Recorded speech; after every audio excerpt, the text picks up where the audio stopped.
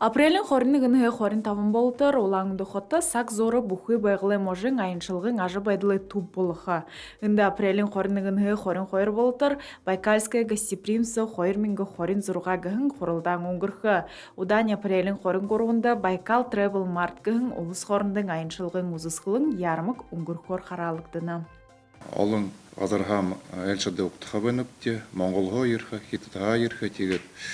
Инде ерет, яжа ина айыншалғын талар ажыла ябулхымны виптик, яжа хубжоха виптик же Тимурху тусуп табиктахабайна.